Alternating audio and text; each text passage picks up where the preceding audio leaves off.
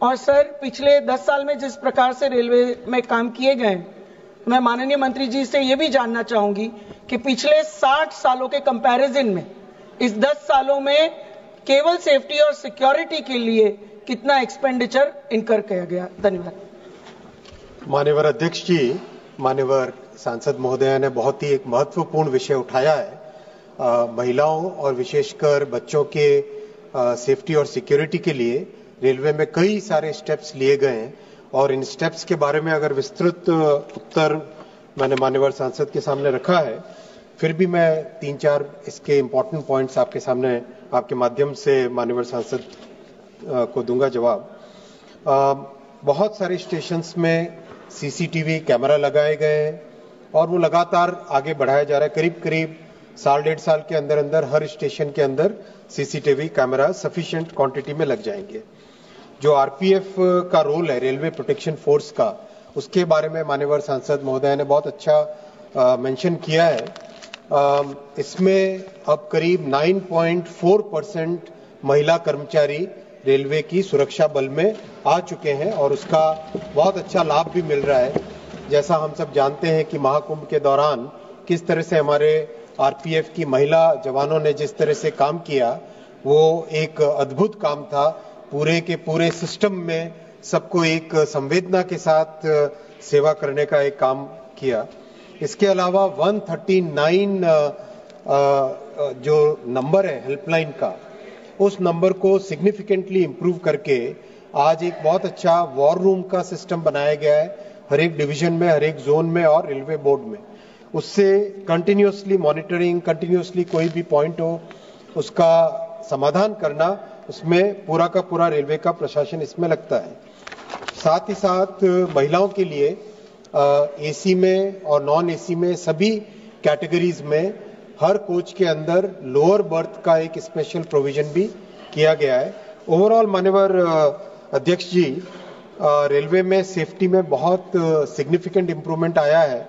जो माननीय लालू जी के समय में करीब 700 एक्सीडेंट साल के होते थे, माननीय ममता जी के समय में जो 400 के आसपास होते थे और माननीय खड़गे जी के समय में जो करीब 385 के आसपास होते थे, वो अभी फाइनेंशियल ईयर क्लोज हुआ, वो संख्या 400 से कम होके 81 पे आ गया है।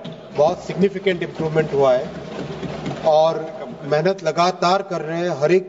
हर एक इंसिडेंट के रूट कॉज में जा रहे हैं। Technological changes, procedural changes, training के मेथड के माध्यम से हर तरीके से हर प्रयास करके और भी एक्सीडेंट्स को कम करने का प्रयास माननीय अध्यक्ष जी लगातार है। Member supplementary Shrimati Poonam Ben. हमारी भारतीय रेल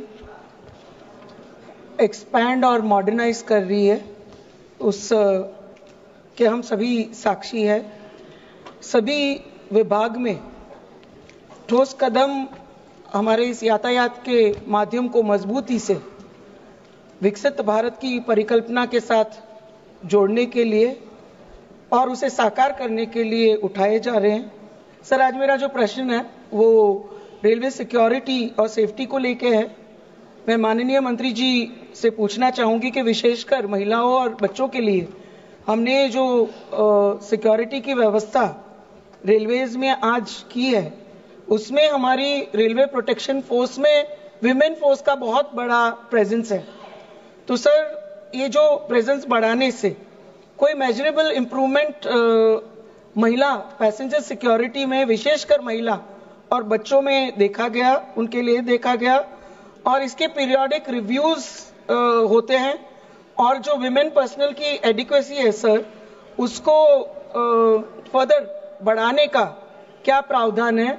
और सर, ये मंत्री जी से जानना चाहूंगी कि काफी बार हमारे पास ये कंप्लेन आती है ऑफ डिलेड एफआईआर्स। जब जर्नी में होते हैं तब तक कोई एफआईआर रजिस्टर नहीं होती, कोई फरियाद लेने वाला योग्य व्यक्ति काफी बार ट्रेन में मौजूद नहीं होता।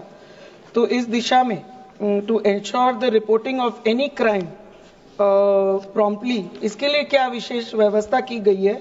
और सर, देश में ऐसे एक वल्नरेबल जो सेक्टर्स है, वो राज्य हो या एरिया हो, जहाँ पे ज्यादा ऐसी क्राइम की फरियाद आती है, वहां कोई विशेष व्यवस्था की गई है क्या? राज्य सरकार का जो जीआरपी होता है उसके साथ आरपीएफ का कोऑर्डिनेशन लगातार रहता है। ये जो मान्यवर सांसद महोदय ने जो विषय उठाया है, अभी जो नए न्याय संहिता के तीनों कानून आए उसमें एक 0 एफआईआर का प्रोविजन भी है। तो आरपीएफ और जीआरपी, सभी राज्यों की, हर राज्य की अलग अलग जीआरपी होती है, उनके बीच में लगातार संवाद चल रहा है और दोनों के बीच में संवाद के माध्यम से एक 0 एफआईआर वाला जो मैकेनिज्म अगर हर राज्य में जैसे जैसे न्याय संहिता का अनुपालन होने लगेगा, वो होने से मान्यवर सांसद महोदया का जो विषय उठाया है वो विषय का समाधान निकलेगा। मान्यवर अध्यक्ष जी, इन 10 वर्षों में रिकॉर्ड काम हुआ है और मान्यवर राहुल जी के तो, राहुल कासवा जी के क्षेत्र में तो बहुत काम हुआ है। ठीक है, आज वहां पर है वो अलग बात है, लेकिन इनका काम बहुत हुआ है इनके क्षेत्र में।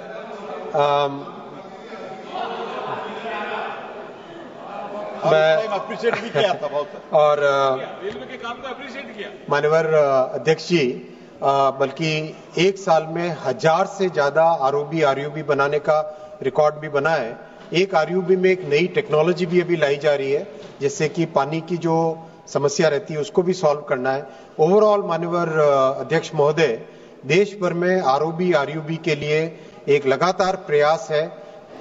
जब श्री लालू जी बिहार में करीब करीब सारे प्रोजेक्ट्स को फोकस करते थे और प्रयास करते थे कि देश के बाकी एरिया में कुछ भी नहीं हो, सिर्फ बिहार पे उनका फोकस रहता था, फिर भी ऐसे पीरियड में भी यूपीए के समय बिहार जैसे महत्वपूर्ण प्रदेश को मात्र 1132 करोड़ रुपए मिलते थे।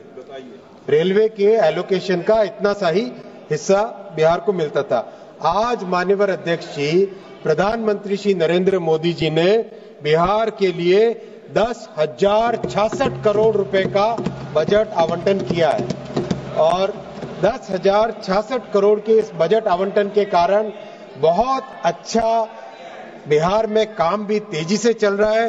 वहां बिहार में जो सरकार का सहयोग रेलवे को पूरी तरह से मिल रहा है और उसके कारण जो 2 बड़े महत्वपूर्ण प्रोजेक्ट माननीय सांसद महोदय ने रखे सामने, झाझा बटिया न्यू रेलवे लाइन को 496 करोड़ रुपए के एलोकेशन के साथ काम किया जा रहा है उसके ऊपर, और सरायगढ़ से बैजनाथपुर अंडोली झाझा इस लाइन को 79 करोड़ रुपीस के सैंक्शन के साथ प्रोजेक्ट को पूरा किया जा रहा है। साथ ही साथ Sitaram to Jhajha 4th line 154 kilometre की और Sitarampur to Kiul via Jhajha 3rd line 199 kilometre, उसका भी सर्वे बहुत अच्छा तेजी से आगे प्रोग्रेस किया है।